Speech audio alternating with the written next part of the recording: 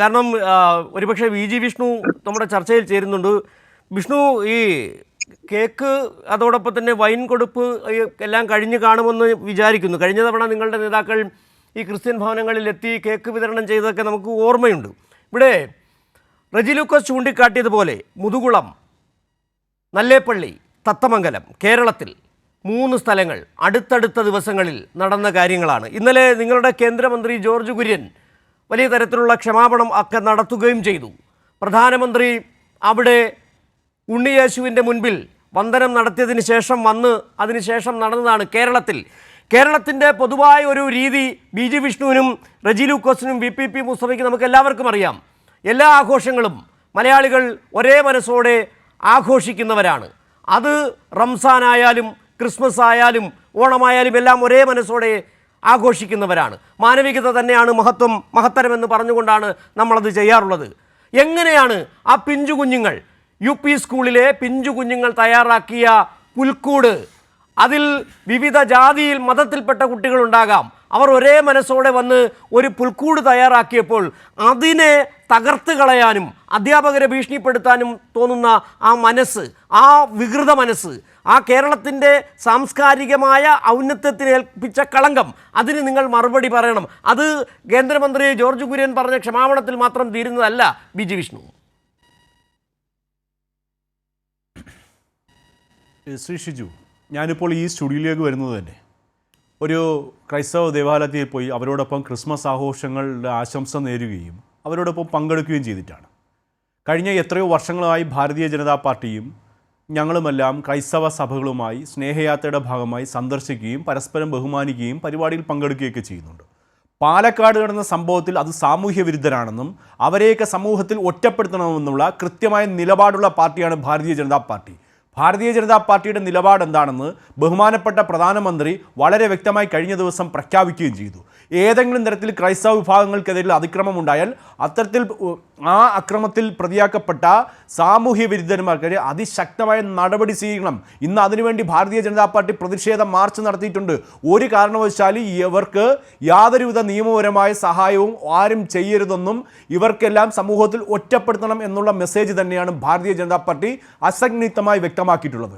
കാരണം ക്രൈസ്തവ വിഭാഗവുമായി കേരളത്തിൽ നല്ല രീതിയിൽ തന്നെയാണ് എല്ലാ വിഭാഗം ജനങ്ങളും മുന്നോട്ട് പോകുന്നത്. അപ്പോൾ ആ ബന്ധപ്പെട്ട വിഭാഗങ്ങൾ ഞങ്ങളുമായി ഒരു കാലഘട്ടത്തിൽ അവർക്ക് വലിയ അകൽച്ചയുണ്ടായിരുന്നു. പക്ഷേ അകൽച്ചയുണ്ടായിരുന്നെങ്കിൽ പോലും ഇന്നെല്ലാം അവരുമായി അതിൽ നിങ്ങളാണ് രാഷ്ട്രീയ നിറം കാണുന്നത്. ഞങ്ങൾ ഈ സമൂഹത്തിൽപ്പെട്ട എല്ലാ വിഭാഗപ്പെട്ട ആൾക്കാരുടെയും ആഘോഷങ്ങളിൽ പങ്കെടുക്കുകയും ഈ രാജ്യത്തിൻ്റെ പൊതു വികസനത്തിലേക്ക് എല്ലാ വിഭാഗങ്ങളെയും എത്തിക്കാൻ വേണ്ട കഠിനമായ പരിശ്രമം തന്നെയാണ് ഭാരതീയ ജനതാ പാർട്ടി എത്രയോ വർഷങ്ങളായി ചെയ്തുകൊണ്ടിരിക്കുന്നത്. പിന്നെ ആരോ ഒരാൾ ചെയ്തത് സംഘപരിവാറിൻ്റെ തലയിൽ കെട്ടിവെക്കാനെന്ന് നിങ്ങൾ ശ്രമിക്കേണ്ട. കഴിഞ്ഞ 2022 ആലപ്പുഴയിൽ കരോൾ സംഘത്തെ DYFI ആക്രമിച്ചിട്ടുണ്ടല്ലോ. അതിൻ്റെ മൊത്തം ഉത്തരവാദിത്വം പിണറായി വിജയനാണോ? അല്ലല്ലോ. എന്നാൽ അത് റെജി ലൂക്കോസ് സമ്മതിക്കുമോ? അല്ലെങ്കിൽ PPP മുസ്തഫ സമ്മതിക്കുമോ?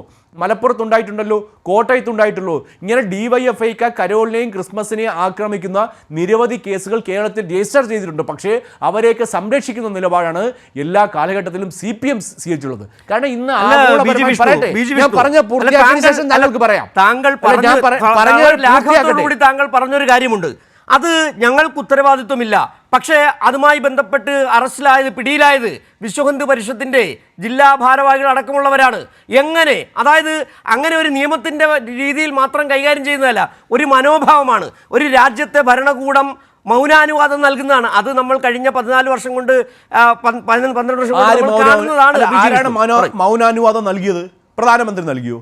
അതോ ഏതെങ്കിലും BJPയുടെ നേതാക്കൾ പറഞ്ഞോ അവിടെ നടന്നതെല്ലാം നല്ല സംഭവമാണെന്നും അതിൽ പ്രതികരിക്കേണ്ടെന്നും നിശബ്ദമായിരിക്കാനാണോ BJP നേതൃത്വം പറഞ്ഞത്? അല്ലല്ലോ. അതിനെതിരെ അതിശക്തമായി തന്നെയാണ് ഇന്ന് BJP പ്രതിഷേധ മാർച്ചടക്കം നൽകിയിട്ടുണ്ട്. അവർക്ക് ശിക്ഷ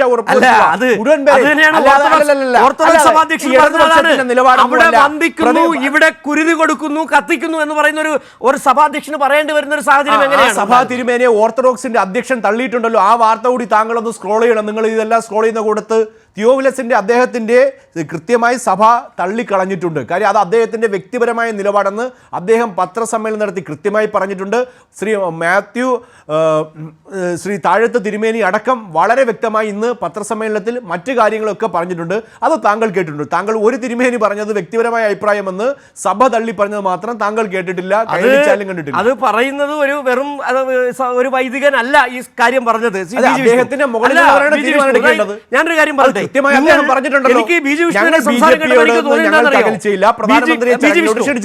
പറയട്ടെ. ബി ജി വിഷ്ണു ഇത്രയും നേരത്തെ സംസാരം കേട്ടപ്പോൾ എനിക്ക് തോന്നിയത്, ഈ കഴിഞ്ഞ നാളുകളിലൊന്നും നിങ്ങൾ ഈ രാജ്യത്തെ ഏറ്റവും പരമകാരുണികന്മാരായ വിഭാഗമാണ് ഈ സംഘപരിവാർ എന്നാണ്. നിങ്ങൾക്ക് ഓർത്തെടുക്കേണ്ട ചില തീയതികൾ ഞാൻ പറയാം. 1998 സെപ്റ്റംബർ 12 അതെവിടെയാണെന്നറിയാവോ? ജാബുവ എന്ന് പറയുന്ന സ്ഥലത്ത് 4 കന്യാസ്ത്രീകളെ കൂട്ടബലാത്സംഗം ചെയ്തു. 1999 ജൂലൈ 20 ഗ്രഹാം സ്റ്റെയിൻസിൻ്റെയും 2 മക്കളെയും ജീവനോടെ കത്തിച്ചത്. അതിങ്ങനെ തുടരുകയാണ്. മണിപ്പൂരിൽ ക്രൈസ്തവർക്കെതിരെ അടക്കം നടക്കുന്ന വലിയ തരം അതിക്രമങ്ങൾ, എന്തേ ഒരു വാക്ക് നരേന്ദ്രമോദിക്ക് പറയാൻ കഴിയുന്നില്ല? നൈജീരിയയിൽ നടക്കുന്ന ചെറിയ സംഭവത്തിൽ അവിടെ ക്രൈസ്തവർക്കെതിരെ വേട്ട നടക്കുന്നുവെന്ന് അവിടെ പോയി പറയുകയും രാജ്യത്ത് നടക്കുന്ന ഒരു അതിക്രമത്തിനെതിരെയും കമാന്നൊരക്ഷരമിണ്ടാത്ത നരേന്ദ്രമോദിയുടെ ആ മൗനം, ആ ഇരട്ടത്താപ്പ്, അത് ഇവിടുത്തെ വലിയൊരു ഭാഗം ക്രൈസ്തവർ തിരിച്ചറിയുന്നുണ്ടെന്നാണ് എനിക്ക് തോന്നുന്നത്.